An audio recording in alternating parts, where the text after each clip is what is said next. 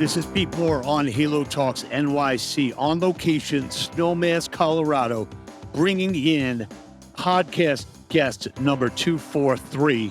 During COVID, Jack Thomas, we are doing the Global Halo Fitness News Network like we promised our audience back in the day. Jack, coming in from Thailand, good to see you again. Yeah, good to see you, Pete, and it's a pleasure to come back on here after you came on Fitness Business Asia podcast about a year ago. It's a pleasure to be here, mate. Awesome. So, when we first talked back in segment 243, we were talking about the freedom versus masks. We were talking about Wow. getting insights into your Base Anywhere Digital when you had 150 members. Damn, that was a while back. You were giving us a little bit of a crystal ball into what was going to happen in the U.S. since you were 6 months ahead. So why don't you first give us a little overview as of summer 2023. What does the boutique space look like in Thailand, in Asia? What are some of the interesting things you're seeing and doing? And then we're going to flip into one of your new ventures on the Fit Guide side. Yeah, good place to start, I think. Singapore is flying, doing really well. There's a ton of brands coming in. International brands are seeing that as the entry point into Asia. So all sorts of interesting things happening there. Honestly, Pete, a little bit sad to report that Thailand's been a lot slower to pick up. We've had a lot of studios closed down. There's a much more pandemic hangover hanging over Thailand, which is a real shame. But we're getting there step by step. We got through the tough times. We're getting better now, but it has been tough here. Other Asian markets are really coming through. So I hear good things about Manila. Apparently, Manila has just overtaken Bangkok in terms of ClassPass reservations, which is really interesting. So good to see new markets really emerging. There's a lot of talk of Indonesia, so big Australian brands going into Jakarta, Vietnam, a lot of things happening there. So Asia's still a great place to be, tons of room for potential, but not quite growing as fast as I wanted it to after COVID in Thailand. But we'll get there, Pete. We'll get there. Totally understand. Just one point about, irrational development used to be the, what I would say to investors that were looking at the space. The one thing that you can't control is an oversaturation of boutiques or an oversaturation of health clubs. And, COVID obviously did its share of, knocking out some of the weaker competitors, some bankruptcies that happened that got out some of the groups that probably should have been out, long before then.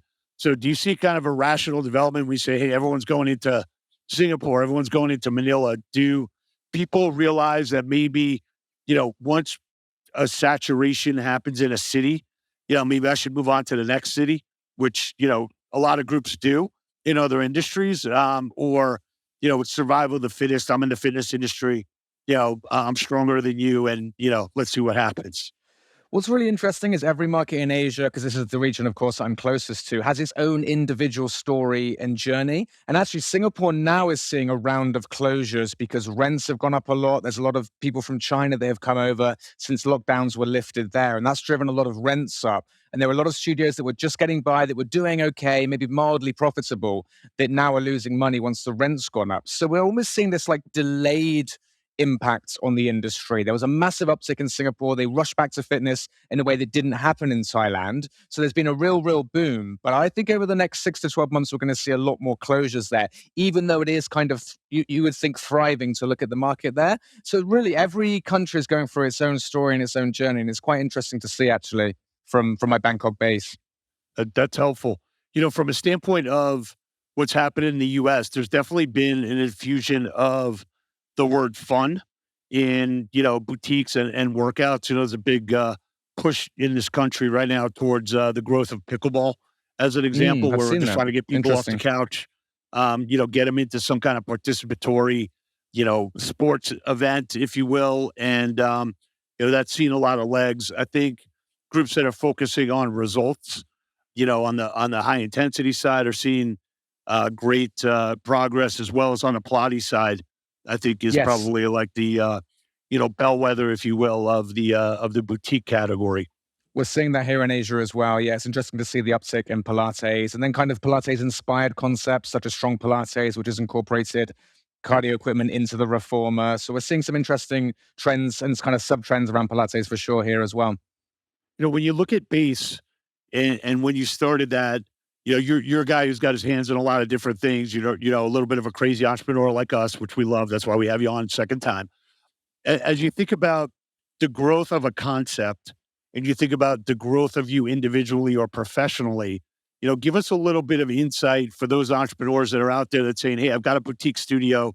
I go from one, I'm going to go to five, I'm going to go to 50, I'm going to go to 500, or just say, I'm going to do a couple of these, then I'm going to go do something else. And I'm going to kind of have more of like an umbrella around the Halo sector versus like I'm going all in. Because I feel like sometimes people kind of, put a stake in the ground and feel like they have to stay in one place, with a concept.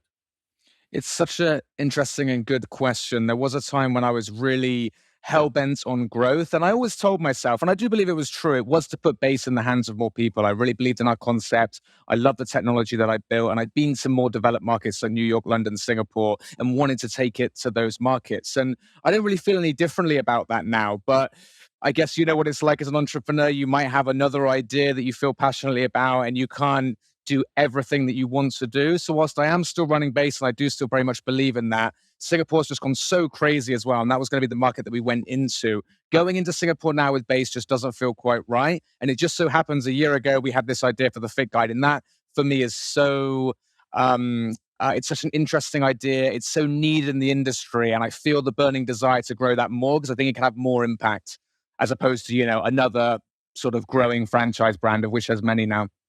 Yeah, gotcha. So we've had a couple of guests on that have been trying to create, a directory of sorts or a concierge service where, you land, they'll kind of curate, here's a class that you're going to go to, here's a hotel that's right nearby, here's a Mm. healthy food establishment. None of those have proliferated to the point where they are an authority or well-known in the space. So there's no shortage online of, search tools. So kind of talk us through how Fit Guide evolved, how you said to yourself and to your partners, hey, even though some of these things exist, it's not packaged properly, and it's not user friendly, and therefore I am going to do this. Well, interestingly, a lot of people that we speak to in and out of the industry are like, has no one ever done this before? I'm sure I've seen something like this. And people have sent us links in different companies, and no one's really done what we're doing, how we're doing it. So I'll take you back to the beginning, Pete. It was a year ago, speaking to a good friend of mine, Matt, who used to live in Bangkok, and he's been in hotel evaluations for 15 years, 6 of those working for Forbes Travel Guide. So he basically traveled the world, went to 5 and 4-star hotels and took them through a whole evaluation process of 1,000 different objective standards. That would be the judgment for the whole experience at one of these leading hotels. And we've been talking a lot in the industry, Pete, and I'm sure you've heard this about how we need to look up to the best brands in hospitality, in F&B, such as hotels and restaurants and the like. And so when he was telling me about the process he went through with hotels and actually looked through one of his reports that he does for Forbes Travel Guide and also the consultancy that he runs now, I was looking at it and thinking, this is just perfect for experience-based fitness. The way the industry has gone over the last 5 or 10 years. I'm talking about your Soul Cycles, your Barry's Boot Camps, your One Rebels, or really any sort of community experience-based fitness club and experience. So we kind of jokingly said we'd do something 50-50, but quite quickly we realized we wanted something quite special. And we spent 6 months developing this process that settled at 250 objective standards that any club should be going through. We did over 100 test runs. We ran it by club owners after going to their clubs anonymously and visiting them, friends of mine. We ran it past people in hospitality because we want to infuse hospitality elements into the fitness industry. Once we settled on the 250 standards and our version 1, if you will, of the process, we thought the best way to get it out there would be to go to the world's best fitness cities, run it by those cities, pick the 50 top leading studios, go through our process and start having conversations with people in the industry. And that was what we've done. We launched in New York and had some fantastic conversations there. Americans seem to really get what we do, this idea of hospitality, in a way that I think the rest of the world doesn't quite understand as well. Then we did London, then we did Singapore. All of those have launched. We have Sydney and Dubai coming up soon. Several years ago, as we were figuring out what we were going to do with the term Halo, health, active lifestyle, outdoors, and I'm traveling probably 200 days, or nights a year. I always wanted to have like a Halo certified hotel. So I knew that, I get, protein bars and not, M&Ms, that there would be bicycles. That would be like one marker, filtered water, the TV actually has like noise, like white noise or green noise that you can put on. maybe a track or some, like a hiking trail somewhere around there, or like the fitness center had actually like equipment in it, not from the 90s. So, we're big proponents on, what's your best return on time? And I think a lot of people get frustrated in this industry by taking classes that aren't great classes, or a great analogy would be, before I watch anything on Netflix, I'll always go to this site called Rotten Tomatoes, and I'll find out Yep. what the percentage is of the audience approval, or else I'm not going to waste 2 hours. So, are these kind of like analogies of kind of what the DNA of Fit Guide is, to say, hey, look, I want to make sure that where you go, you're getting what you deserve. It's not pictures that have been photoshopped. It's not Mm. reviews that have been done by, the instructors or a couple of the avid members, but like, here's like the real. Yeah, so we train our evaluators really well to go in, and they need to be very observant. There's a whole process that we go through to train them up. It takes a few months, and we actually pulled in a lot of people from hospitality who've been doing this for years in hotels. So mystery shopping typically is you pay a student $20 to fill out a form, or they get a free meal. And I don't want to knock mystery shopping, because there's definitely a place for that. But what we look for, and what we train our evaluators to look for, is really that great experience, which is made up by lots of little touch points. 75% of our standards are service-based standards. So they're really standards that any gym can score. It's about using the client's name, checking for injuries, giving them a good orientation, things that any gym can do. And then 25% is more about the physical structure of the gym, how clean it is, what kind of equipment they have, the amenities they have, the showers, the changing rooms, things like that. And we feel that's about right for boutique fitness. It should be about the connection that you have with the team, and not just the coach, right? Everyone on the team, the reception staff when you arrive, on the way out, any other staff you might encounter, such as cleaning staff. Of course, the coach is very important. The class experience makes up 50% of the overall score, but the other 50% is made up of reception services, public areas, equipment in studio, and also digital and technology. We go as far as looking at the online brand presence, the website. We make a telephone call, we send an email, we send an Instagram message. It really is incredibly thorough, and just a lot deeper than, what most people understand is mystery shopping. Got it. So from a standpoint of putting people out into the field and having a 250 point checklist, how do they do that without a clipboard? Once you've gone through the process and you've been trained up to do it, you can kind of see how you can do it. Now, the first two or three processes the evaluators go through, they do struggle a little bit. But after a while, because I've gone through all of the training, and in the early stages, I was doing some of the evaluations, you're just mentally ticking off things as you go through. Our evaluators take a lot of photos, just like Michelin inspectors. And luckily now, having a camera out is completely fine. Everyone's okay with that, and they're not suspicious. So you can take a lot of photos. In countries where it's legal to do so, we actually record the interactions, the arrival process, the departure process, so they can check back on that. And we do quality control checks. If we see that a score is not what we expected, we would send in another inspector to do another visit. So we do a lot of quality control around that. But once you've done this a few times, Pete, I would say once you get to like the 5 or 6 visit mark, you're just mentally ticking it off as you're going through the class, and actually becomes quite easy. And with hotel inspectors, they do 900 to 1,000 standards. So for us, it's 250. So the guys in New York who were ex-hotel inspectors actually found the process quite easy to do. Yeah, gotcha. One of the interesting things is someone's doing this in the franchising space. And what they do is they actually do a survey of all the franchisees, and then they sell that data back to the franchisor, almost like as a Interesting. mystery shopping, like quality control and unadulterated, data that's coming from the field, not like a visit from corporate, when everything, Mm. looks pristine. So it's interesting how that feedback loop probably is reinforcing, not just for the consumer, but also, best practices and trying to optimize yourself as an owner. So you want to comment on it?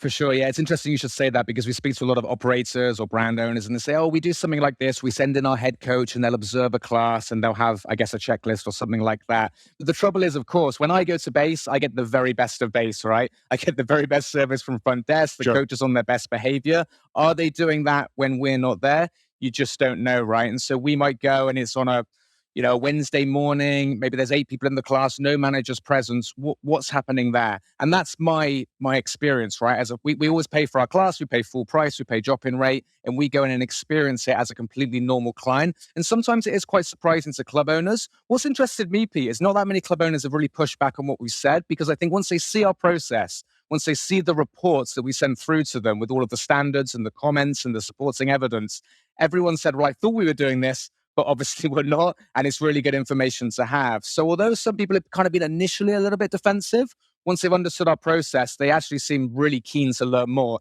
especially in New York, which has been really great to see. Yeah, so let's focus on New York for a minute, or LA. I'm a big soul cycler. Probably do like 5, 6 classes, a week. And Oh, those wow. Okay. classes are very variable when it comes Right. to the instructor. The studios are typically, relatively clean. Um, the sound system works, the bike's working, it's not a pedal broken or anything. So how do you kind of differentiate between, hey, I'm evaluating this studio at the same time, you can evaluate Madison Square Garden as an example. And you could say Madison Square Garden checks off these 250. Let me tell you how you feel going to a Ranger game versus going to the circus. So like, how do you kind of infuse? Hey, there's like a physical component to this, and then there's a talent component. Yeah, I don't want to speak to any particular individual brands and maybe call them out, but anyone can go to thefitguide.com and see what New York and the different soul cycles that we went to, and they can kind of compare. But what we have seen, which we have some staff working for us now, and they've been quite surprised when going through the evaluations and going through the reports, how one brand in one location scores really well, and in another location it doesn't. They were Right. surprised, but as someone involved in the fitness industry, I really wasn't surprised about that. And then we've seen other brands where it's been a very consistent experience, whether you go to one branch, whether you go to a different instructor. And I think that's what we really need to strive towards. In terms of different instructors, of course, it's going to be different. I think Soul Cycle is one where it would be more variable, right? You go to one coach and it could be fantastic. Maybe another coach is going to be quite different. We think the best clubs do get it right every single time. And that's what we should really be striving towards. And what we have seen is even in the places where the instructors might be a little bit varied and up and down, usually the reception staff are either consistently good or consistently bad. So whilst you might get a particularly good day and have a good instructor or a particularly unlucky day, all of the other things kind of fall into place. And it's probably worth saying, Pete, that you don't have to be an incredible personality necessarily to score well on the Fit Guide. We are looking for the average person's experience. So, the class has got to start on time. They've got to connect with people. It's a bit difficult to grade like charisma, I would say. And so that's a little bit of a variable that we don't look at. We look at like really the process and the experience for the average person, if that makes sense. Yeah. And, I'm going to tool through the site and, give you my comments and take some of your recommendations. Just a couple of follow-up questions on that. One is, when a studio does score poorly, is there kind of a tutorial, if you will? Because obviously what you want to do is you want to raise everyone's, Oh, for sure. experiential, and results-driven, um, you know, uh, experiences in the sector, right? So, ideally you get everyone like above at 85%, and then, you can kind of hack away from there. We want to get rid of the 30s and 40s, Yeah. and get those people gutted out of the industry, because they're creating noise. So one is, do you let people kind of up their game, and then do they sometimes come to you and say like, "Hey Jack, like I did everything. Like when can y'all come back?"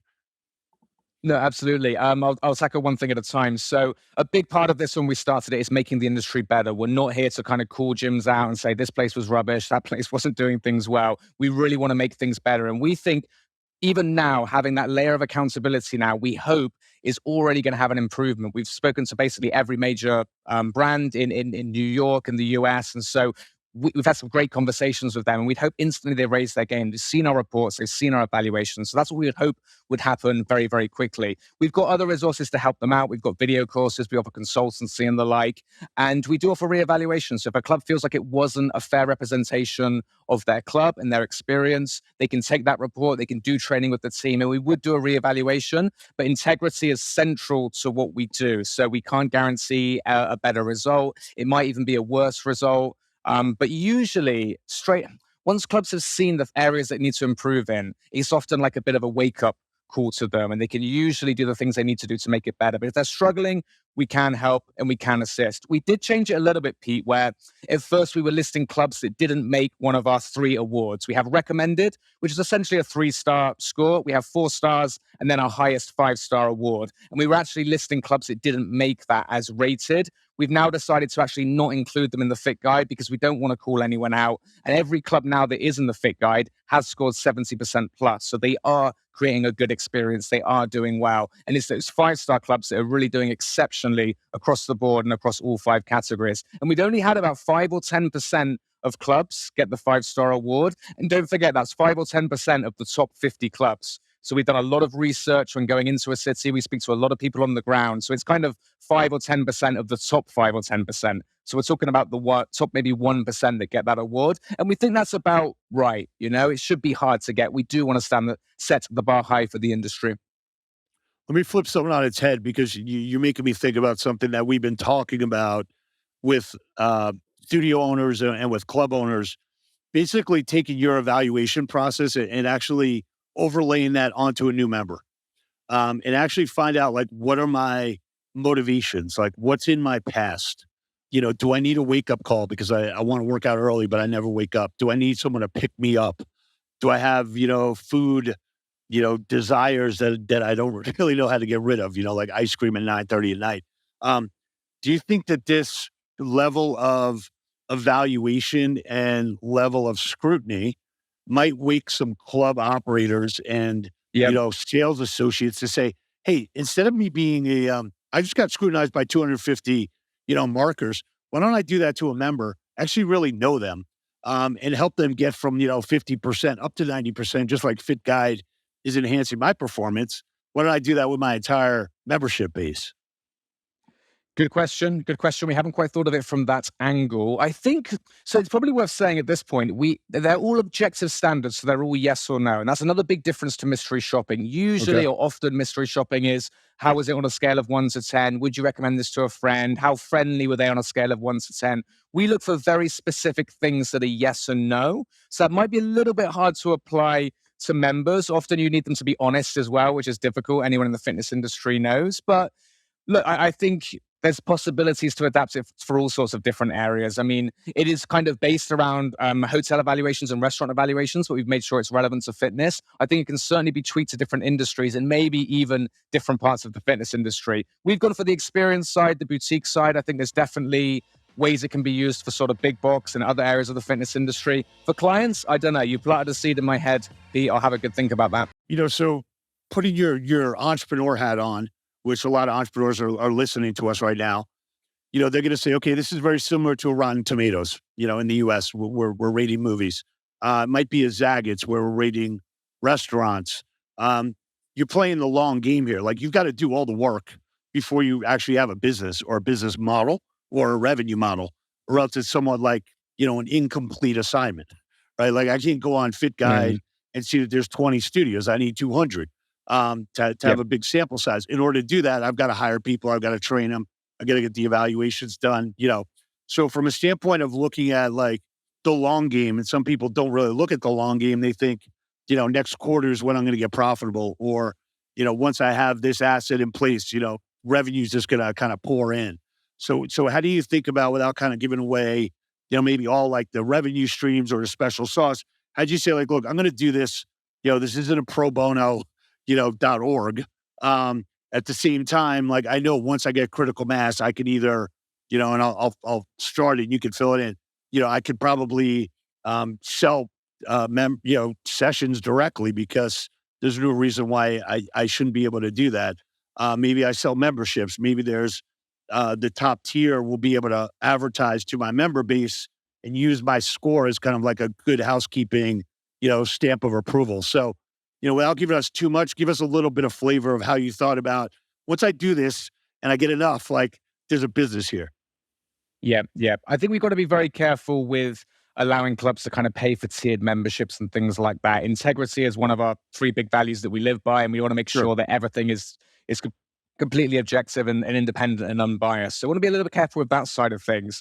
I think Michelin Guide is probably a good one to look at. So if I go to certain cities in England, I'm not going to have the Michelin Guide to go by, and I had to go by other resources. So Michelin Guide celebrates the very best restaurants in the world. That's kind of the angle we're going on. So there is certainly a cost there, right?